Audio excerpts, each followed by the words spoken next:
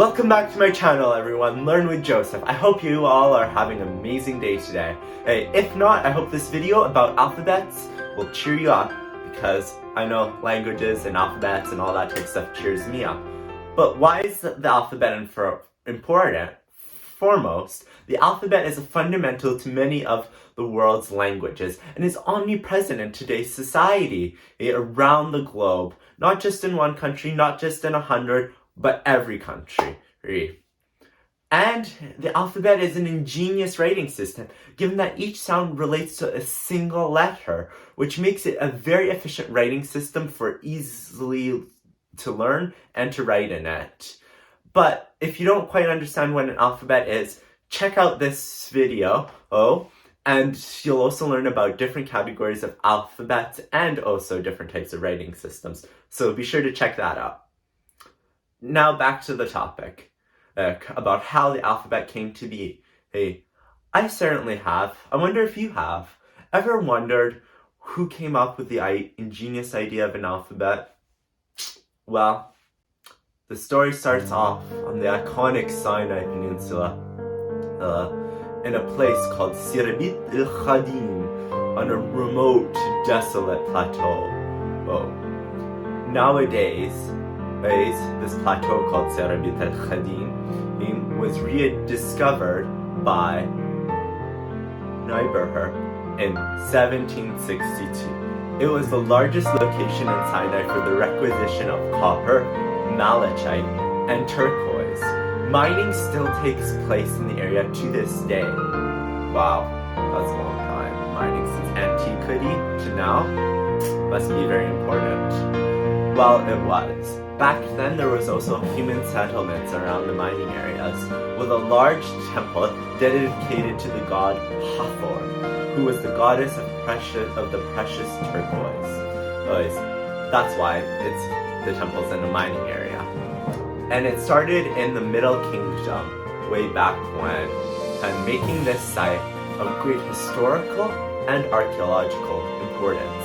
And you'll soon find out how the importance is not only for Sinai and Egypt in the Middle East, but for the entire world. This place is where history and this of the alphabet began. So, at this site, there were these Canaanite laborers, many of them coming from the historic land of Canaan in the Levant. These people spoke a language that was distinct from the Egyptian that was spoken by the Egyptians. And their language was called paleo-hebrew, or a Semitic language also known as Canaanite. Between the years 1900 and 1700 BC, these people drew inspiration from the ancient Egyptian hieroglyphics, a Semento-phonetic writing system, to create their own writing system, which would be the first ever alphabet in the world, and would be the source of all other alphabets that exist to this day. So they took around, to make this alphabet, they took around 30 glyphs or hieroglyphs to make into letters by using acrophony, which is using a logogram to represent a phonetic symbol for the initial sound of the logogram. For an example, since that is a very complicated term, the letter Aleph, which makes the sound sound, is derived from the hieroglyphic word for ox. So they took this hieroglyphic and changed it into the letter Aleph to make the sound in this alphabet. Thus, by doing this with the 30 glyphs, the Proto-Sinaitic script and the first alphabet was born. It is important to note that this alphabet is an abjad, which is similar to other Semitic alphabets like Hebrew and Arabic, given the language the Canaanites spoke was Paleo-Hebrew. But you may be wondering to yourself, why would they want to create an alphabet? Well, the answer is that they want to be able to worship their gods more easily. Instead of having to learn hieroglyphics, which is a very complicated system that is reserved only for scribes and certain elite people during the day.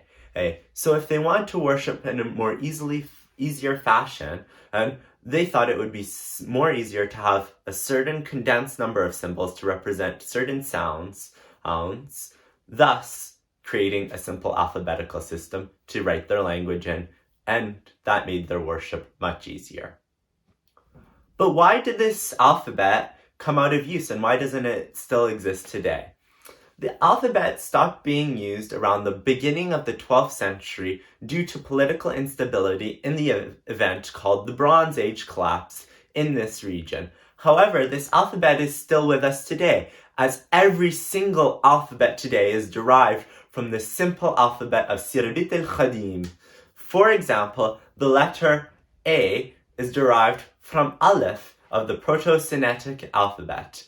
So it is sort of like drawing an ox each time you write an A because it's derived from the hieroglyphic.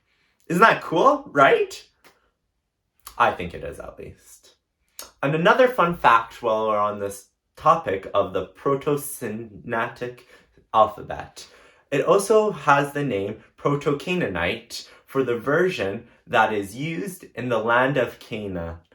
Nowadays in Lebanon, Syria, Palestine, and Israel. So basically the Levant. Now for the alphabet itself and what sounds does each letter make. Okay, got my tablet so that we can learn the alphabet together, given that I'm not fluent in Proto-Sinaitic script and I don't have it memorized.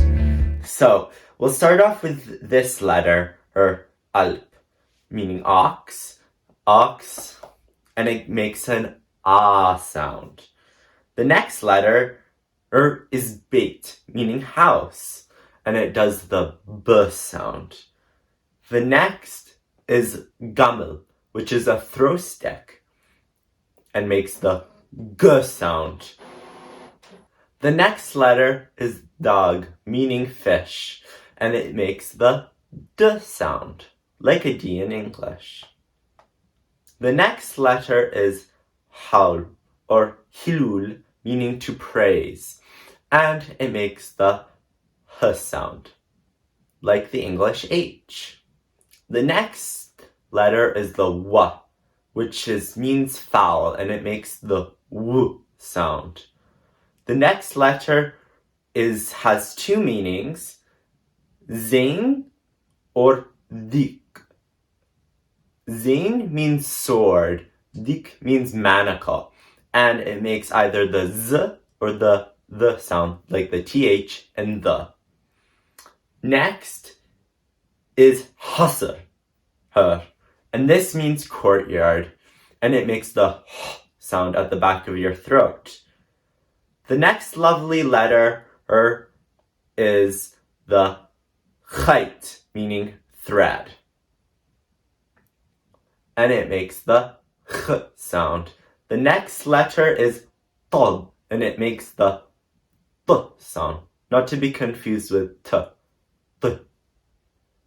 Next is yad, and it makes the y sound, like a Y almost. Next is kap, meaning palm, and it makes the k sound, like a K in English.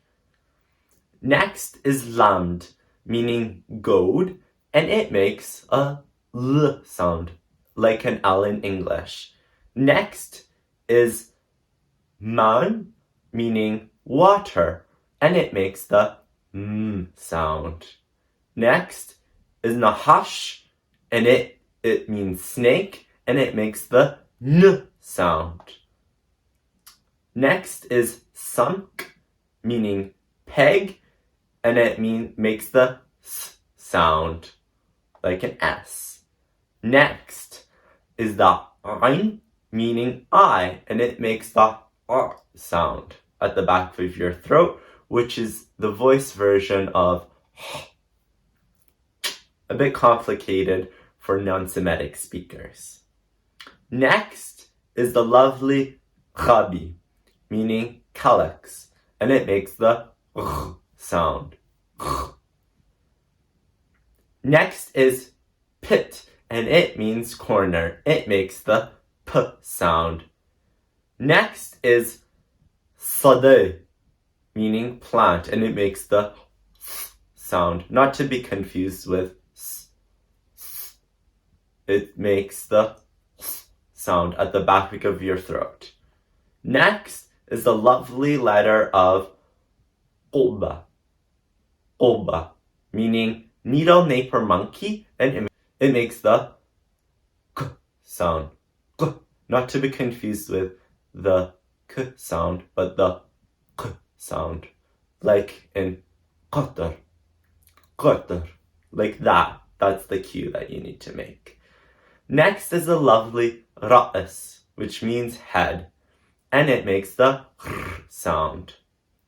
Next is shemish, and it means sun. It makes the sh sound. Next is shadeh, and it means field or land, and it makes a sh sound. Next, the same letter is than, bow, which makes a th sound. Lastly, there is tau, meaning mark, and it makes the t sound. I would just like to point out to everyone that in these you can see the images of the hieroglyphics within them. You can see, like, for example, the letter ra'is looks like a head, and that would make our R. So that's just a cool fact to know. I've already explained that before. And if you care to see the comparison with this and hieroglyphics, I recommend doing a quick research online. Or if you want, comment in the section below and maybe I'll make a more or full video on it. Well, that's it for this video. Stay tuned for my next video, which will probably be a book review, but there will be more regarding the topic of alphabets and writing systems soon. I hope you enjoyed it, and if you did, please hit the subscribe button and turn on your notification for more similar content. As well, hit the like button of the video. Thank you, and have a great day.